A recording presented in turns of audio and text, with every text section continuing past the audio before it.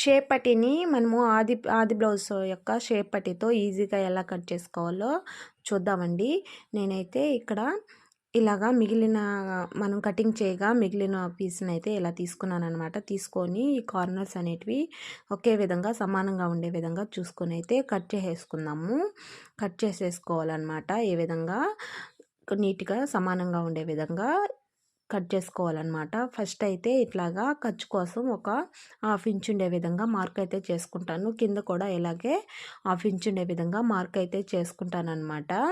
ఇప్పుడు మనము ఈ మార్కింగ్ చేసుకున్నాం కదా, ఈ బ్లౌజ్ అయితే తీసుకునేసి ఇక్కడ మార్కింగ్స్ అనేటివి వదిలేసుకున్న తర్వాత మార్కింగ్ చేసిన భాగంలో వదిలేసుకొని ఈ విధంగా పెట్టేసుకుంటానన్నమాట. పెట్టుకున్న తర్వాత ఇక్కడ మనకు మూడోది ఉంది కదా హుక్స్, అక్కడైతే కొంచెం పైకి ఒక మార్క్ ఇచ్చేసుకుంటానమాట. ఇక్కడ కూడా కొంచెం పైకి ఒక మార్క్ ఇచ్చేసుకుంటాను. ఇక్కడ కూడా మనము ఎక్కడికుందో అక్కడ పైకి కొంచెం మార్క్ చేసుకొని ఇక్కడ లాస్ట్లో కూడా ఎంతవరకు ఉందో అంతవరకు అయితే మార్క్ చేసేసుకుంటానమాట.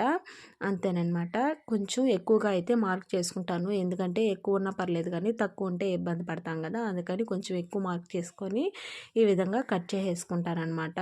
చాలా సింపుల్గా అయితే షేప్ బెల్ట్ అనేది కట్ చేసేసుకోవచ్చండి. ఇక్కడైతే మనం ఒక టక్స్ ఇచ్చేసుకున్నామంటే అదైతే మనకు జాయింట్ చేసుకునేటప్పుడు కన్ఫ్యూజ్ అవ్వకుండా ఉంటుందన్నమాట.